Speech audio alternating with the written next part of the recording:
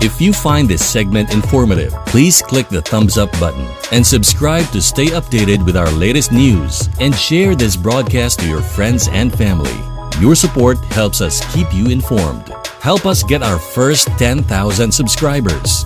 Your engagement matters. Liking, sharing, and subscribing to our content not only helps more people discover the important stories we bring you, but also supports our team's hard work.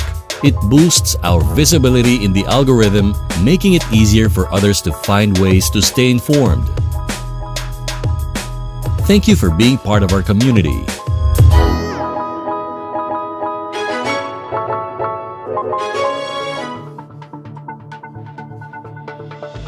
Magandang umaga, Davao, Mindanao at sa apat na sulok ng mundo.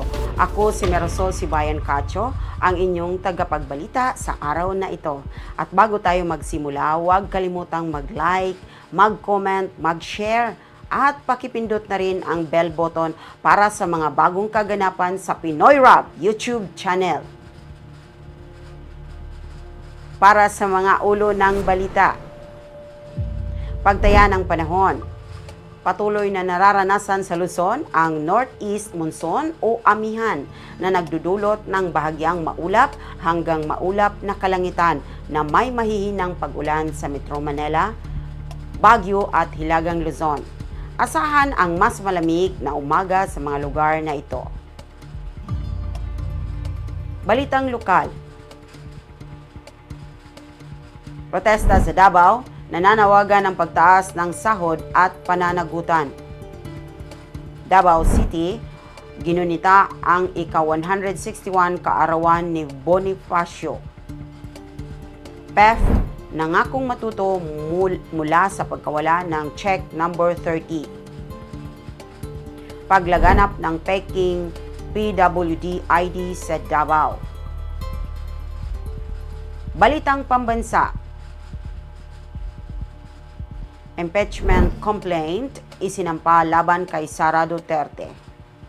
Si Marcos lang ang imbitadong magsalita sa Sinulog 2025. Balitang pandaigdigan. Pagpapatawad ni Biden sa anak na nagdagdag ng gasolina sa aligasyong politika ni Trump. Pinataas na ang airstrikes ng Syrian at Russian jets sa mga rebelde matapos ang pagkubkob ng oposisyon sa malaking bahagi ng Aleppo. Balitang aliwan, holiday touchdown at Chiefs love story ay isang masayang halong drama at sports gaya ng inaasahan. Ang bituin ng Wicked na si Marisa Bod nagsalita laban sa mapanirang komento ukol sa kanyang karakter. Balitang pampalakasan. NFL legend Randy Moss humihiling ng panalangin habang ibinunyag ang laban sa personal na suliranin. Karahasan ng mga tagahanga sa soccer match sa Germany nagdulot ng 79 sugatan, kabilang ang 10 pulis. Itinatampok na kwento. Malaking snowstorm tumama sa Buffalo, New York. Ang pagbabalik ng Kadayawan Festival ay nagdiriwang ng kultura ng Davao. Trivia. Alam mo ba, ang Pilipinas ay isa sa mga bansang may pinakamaraming uri ng hayop at halaman sa mundo, tahanan ng libu-libong natatanging species.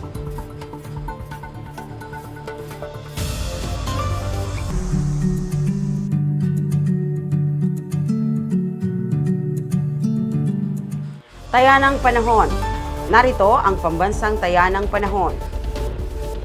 Patuloy na nakakaapekto ang northeast monsoon o amihan sa Luzon na nagdudulot ng bahagyang maulap hanggang maulap na kalangitan na may mahihinang pag-ulan sa Metro Manila, Baguio at Hilagang Luzon. Asahan ang mas malamig na umaga sa mga lugar na ito. Ang Visayas ay makararanas ng pangkalahatang maaliwalas na panahon, ngunit may posibilidad ng pag-ulan sa hapon o gabi dulot ng mga localized thunderstorms. Sa Mindanao, asahan ang kalat-kalat na pag-ulan at thunderstorms, partikular sa silangan at timog na bahagi ng rehiyon dahil sa isang low pressure area na malapit dito. Mag-ingat sa posibleng pagbaha o pag-guho ng lupa sa mga apektadong lugar. Sa Davao City, para sa Davao City, asahan ang maulap na kalangitan na may kalat-kalat na pag-ulan at thunderstorm sa buong araw, dulot ng low pressure area na nakakaapekto sa silangang Mindanao. Ang temperatura sa araw ay maglalaro sa pagitan ng 25 degrees Celsius hanggang 32 degrees Celsius na may maalinsangang kondisyon. Maghanda para sa malakas na ulan sa hapon at gabi na maaaring magdulot ng pagbaha sa mababang lugar. Pinapayuhan ang mga residente na mag-monitor ng mga update at maghanda ng mga kaukulang hakbang. Maging ligtas at manatiling tuyo, mga kaibigan.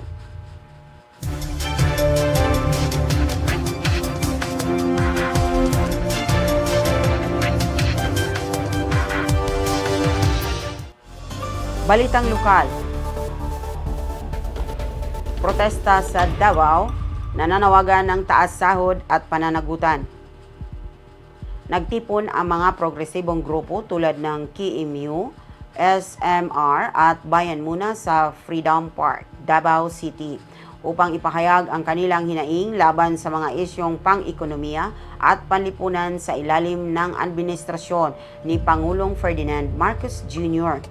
Tinuligsa nila ang 481 pesos minimum wage increase bilang hindi sapat kumpara sa 1,200 family living wage. Kasabay ng paggunita sa ika-161 kaarawan ni Andres Bonifacio, kinundina rin ng mga nagprotesta ang demolisyon ng mga street vendor ng Davao City LGU at ang paggamit ng confidential funds ng OVP sa ilalim ni Sara Duterte. Nananawagan ang anak bayan ng pagkakaisa ng mga Pilipino sa kabila ng mga tensyong politikal. Tinatanggihan ang alyansa sa mga paksyon o dayuhang kapangyarihan at isinusulong ang karapatan at dignidad ng masa. Davao City, ginunita ang ika-161 kaarawan ni Bonifacio. Idinaos ng pamahalang lungsod ng Davao ang paggunita sa ika-161 kaarawan ni Andres Bonifacio noong November 30, 2024 sa Andres Bonifacio Circle. Si Vice Alcalde J. Melcher Kitain na kumakatawan kay Mayor Sebastian Duterte ay nagbigay diin sa kahalagahan ng pamana ng mga revolusyonaryo.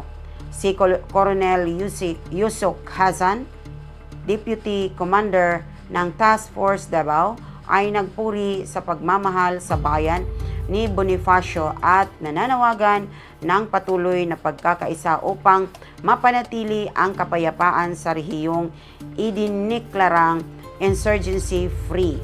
Binanggit din niya ang kahalagahan ng edukasyon at ang programa upang maprotektahan ang kabataan mula sa extremismo.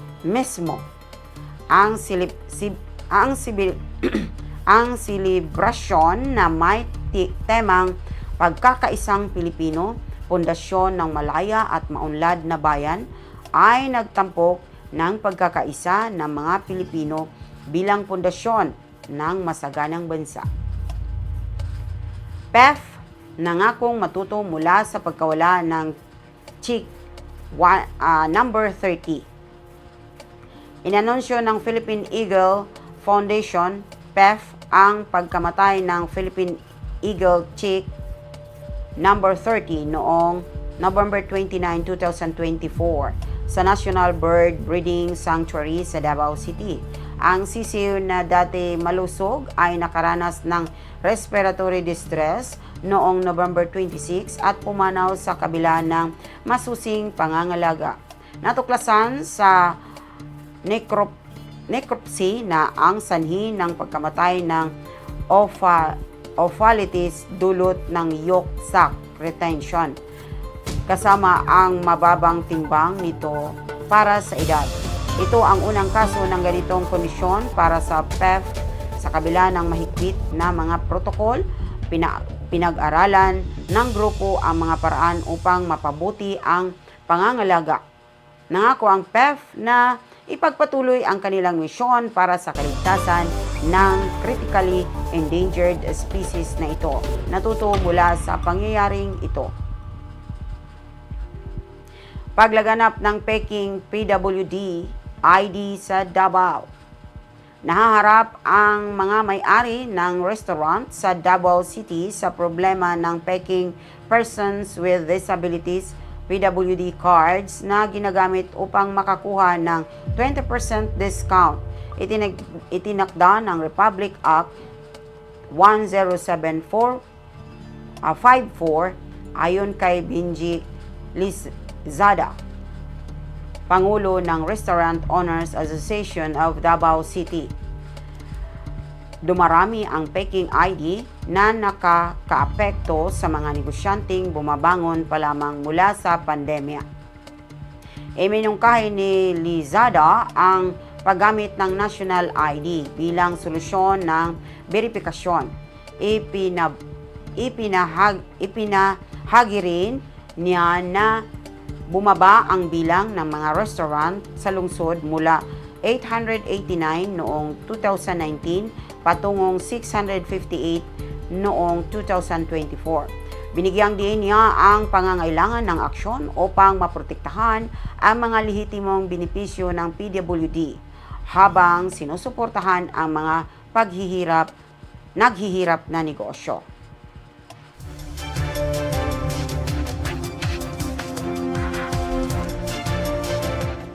Balitang pambansa, impeachment complaint isinampa laban kay Sara Duterte. Isang impeachment complaint laban kay pangalawang Pangulo Sara Duterte ang hinain sa House of Representatives noong December 2, 2024. Ang reklamo na sinusuportahan ng mga leader ng rehiyon, kinakatawan ng sektor at mga pamilya ng biktima ng drug war ay iniendorso ni Akbayan Representative Percy Sindanya. Ayon kay Sindanya, ang impeachment ay hakbang patungo sa pananagutan para sa umano'y mga paglabag sa konstitusyon, korupsyon at pakikipagsabuatan sa malawakang pagpatay sa ilalim ng drug war ng Administrasyong Duterte. Sumali rin si dating Senador Laila De Lima sa mga naghain ng reklamo. Binigyang diin ang umano'y kasaysayan ng mga abuso ng pamilya Duterte. Nahaharap si VP Duterte sa akusasyon ng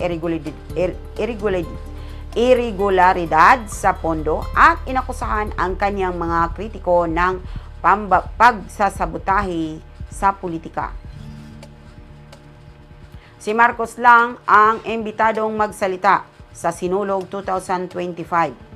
Inanunsyo ni Cebu City Mayor Raymond Alvin Garcia na si Pangulong Ferdinand Marcos Jr. lamang ang iimbitahang magsalita sa Sinulog Festival 2025 upang maiwasan ang politisasyon ng pagdiriwang. Ayon kay Garcia, karaniwang na ang pag-imbita sa Pangulo sa mga ganitong pagdiriwang. Nilinaw niya na ang desisyon ay para maiwasan ang paggamit ng festival bilang plataforma ng mga aspiranteng kandidato sa Senado. Tumutol din si Garcia sa signal jamming sa panahon ng sinulog. Binibigyang diin ang kahalagahan ng komunikasyon para sa mga emergency.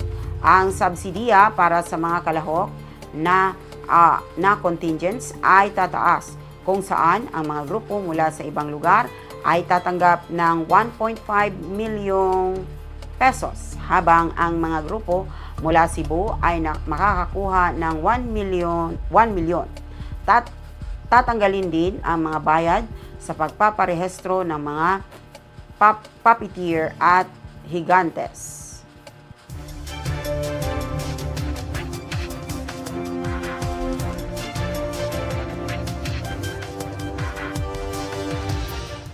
Balitang pandaigdigan, pagpapatawad ni Biden sa anak. Nagdagdag ng gasolina sa aligasyon ni Trump ng pinulitikang hostesya.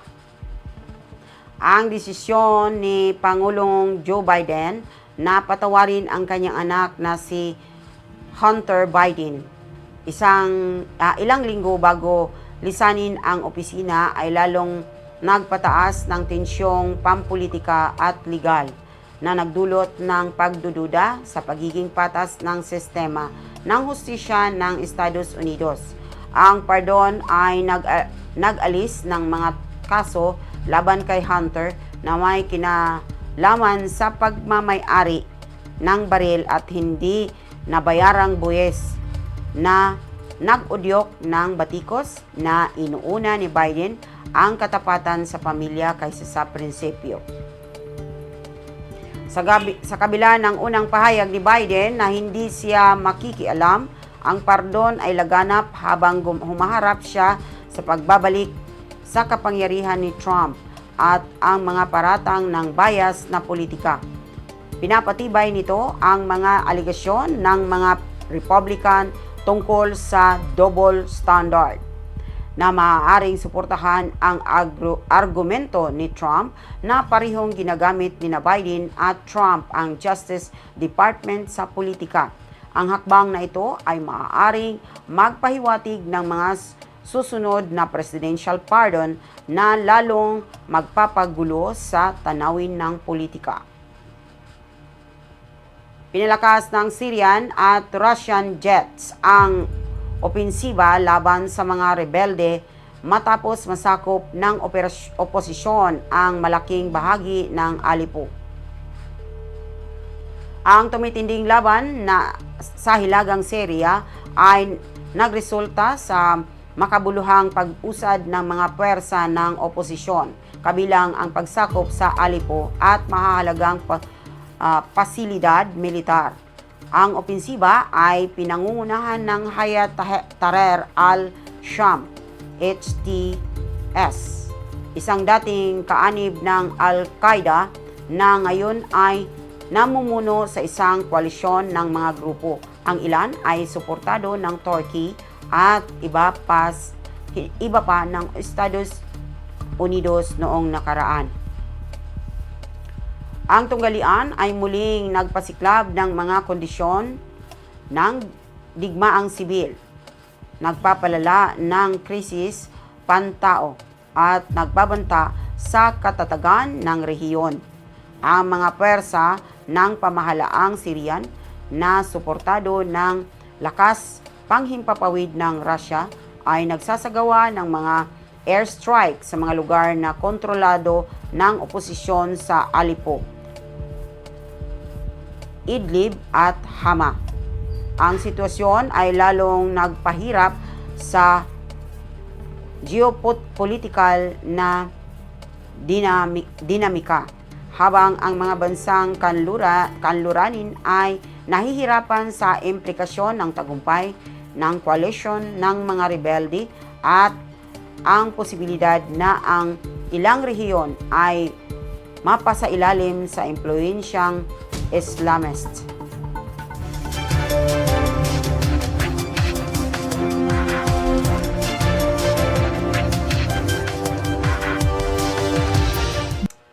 Balitang aliwan, holiday touchdown. A Chief's love story. Isang kwentong puno ng saya at pag-ibig na may timpla ng sports. Ang holiday touchdown, A Chief's love story, ay isang klasikong Hallmark movie na pinaghalong football, fandom at holiday romance.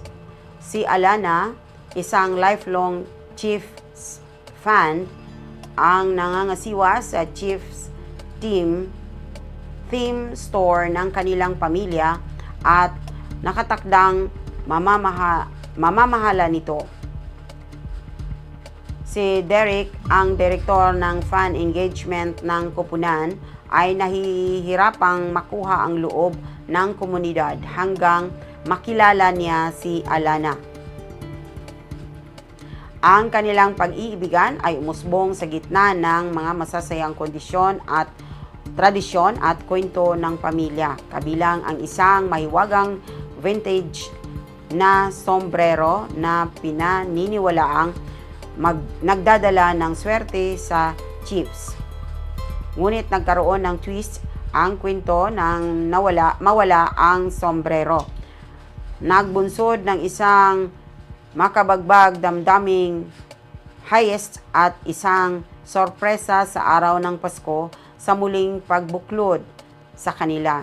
Pinatunayan na tunay ang mahika ng pag-ibig at komunidad. Star ng Wicked na si Marisa Bod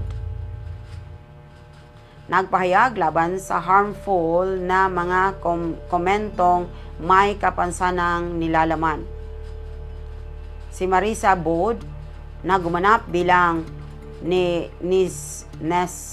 Nesaros sa Wicked, ay nagsalita tungkol sa mga mapanakit at may kapansanang komentong natanggap niya sa social media matapos ipalabas ang pelikula. Si Bod, na gumagamit ng wheelchair, ay kilala sa kanyang pagiging positibo. Ngunit inamin niya na ang mga agresibong biro ay negatibong pahayag tungkol sa kapansanan ng kanyang karakter ay lubos na nakasasakit. Ipinaalala niya na bagamat maaaring hindi magustuhan ang isang kathang-isip na karakter, ang mga komento na nanlalait o nagpapababa sa dignidad ng tunay na mga taong may kapansanan ay hindi dapat ginawa.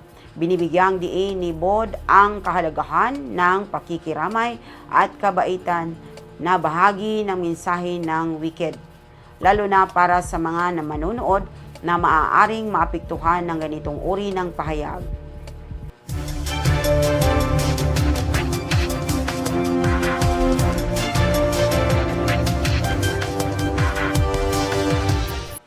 Balitang palakasan. NFL legend na si Randy Moss humihingi ng panalangin habang nilalabanan ang personal na hamon. Ibinabahagi ng NFL legend na si Randy Moss na siya ay humaharap sa isang isyu sa kalusugan at humihiling ng mga panalangin mula sa kaniyang mga tagahanga. Ang dating wide receiver na ngayon ay isang sports pandit ay nag-post ng mga video sa Instagram kung saan ipinaliwanag niya ang paggamit ng tinted sunglasses sa mga broadcast kamakailan. Ayon kay Moss, 47, may pinagdaraanan ang kanyang pamilya at siya sa kanilang personal na buhay. Ngunit tinitiyak niya na napapalibutan siya ng magagaling na doktor. Sa kabila ng kanyang kalagayan, ipinahayag niyang nananatili siyang determinado sa kanyang trabaho at sinabi sa mga tagapanood na pakiramdam niya ay maayos siya. Hindi niya binanggit ang eksaktong kondisyon, ngunit nagpasalamat siya sa suporta at panalangin ng kaniyang mga tagahanga. Karahasan ng mga tagahanga sa laban ng soccer sa Germany, nag-iwan ng 79 sugatan, kabilang ang 10 pulis. Nagresulta ang karahasan ng mga tagahanga sa laban ng soccer sa Germany sa pagitan ng FC Karl Zeiss Jena at BSG Chemie Leipzig noong Sabado sa 79 sugatan, kabilang ang 64 na tagahanga, 10 pulis at 5 taga-pamahala ng laban. Matapos ang tagumpay ng Jena sa score na 5-0, nagbato ng mga pyrotechnics ang mga taga-suporta ng Leipzig sa mga tagahanga ng Jena na nauwi sa sagupaan ng puwersahang buksan ang mga gate na naghiwalay sa dalawang grupo. Nagsagawa ng aksyon ang mga pulis gamit ang irritant gas at batuta upang maibalik ang kaayusan. Kinundina ng Leipzig ang marahas na aksyon ng ilang mga tagahanga at binigyang diin na hindi katanggap-tanggap ang ganitong pag-uugali. Tinawag ito ng Jena na isang hindi kaaya-ayang pagtatapos ng laban at nagpahayag ng simpatiya sa mga naapektuhan laban habang iniimbestigahan ang insidente.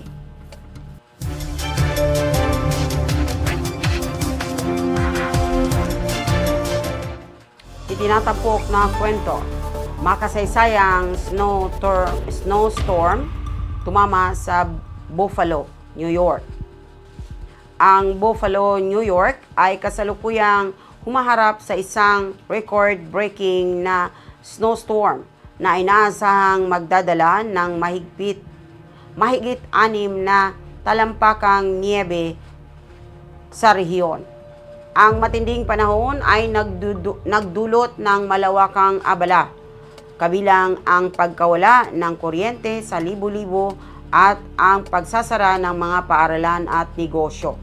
Ang pag-ulan ng niebe na pinalakas ng lake effect snow at malamig na hangin ay nagtakda ng mga lokal na record na ginagawang isa sa mga pinakamatinding winter storms sa kasaysayan ng lugar.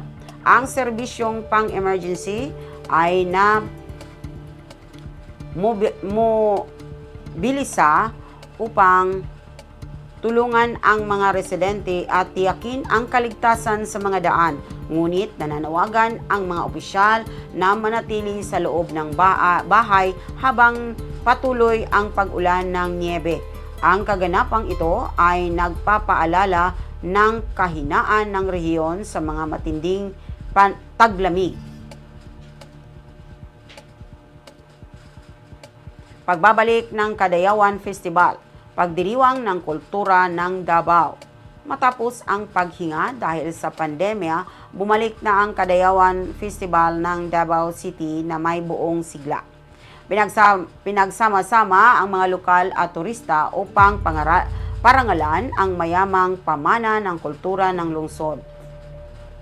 Ang taunang pagdiriwang ay tampok ang mga tradisyon ng mga katutubo, makukulay na sayawan sa kalye at magagarang float na pinalamutian ng mga lokal na bulaklak at prutas. Ang edisyon ng festival ngayong taon ay nagbibigay diin na pagpapanatili at katatagan ng komunidad na may espesyal na atensyon sa pagsuporta sa mga lokal na artisan at mga eco-friendly na gawain.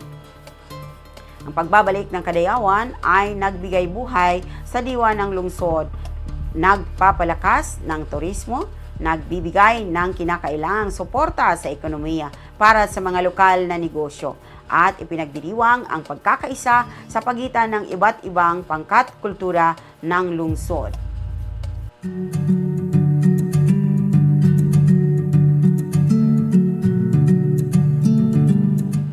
Trivia. Alam mo ba, ang Pilipinas ay isa sa mga bansa na may pinakamalawak na biodiversity sa mundo, tahanan ng libu-libong na natatanging uri ng halaman at hayop.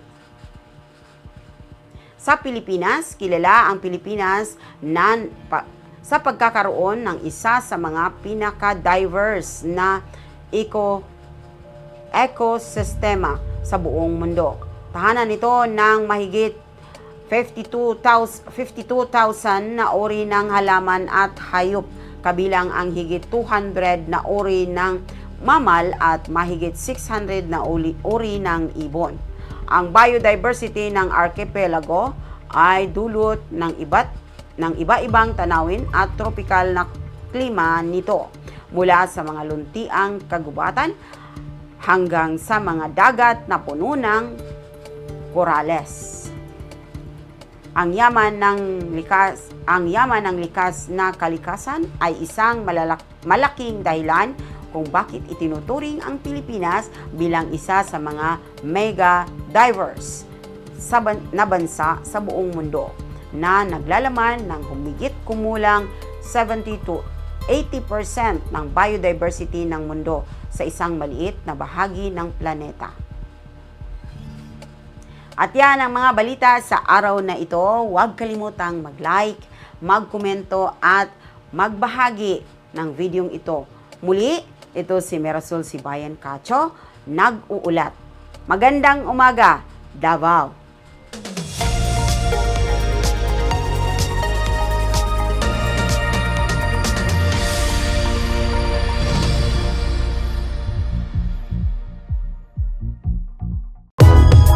If you find this segment informative, please click the thumbs up button and subscribe to stay updated with our latest news, and share this broadcast to your friends and family. Your support helps us keep you informed. Help us get our first 10,000 subscribers. Your engagement matters. Liking, sharing, and subscribing to our content not only helps more people discover the important stories we bring you, but also supports our team's hard work. It boosts our visibility in the algorithm, making it easier for others to find ways to stay informed. Thank you for being part of our community.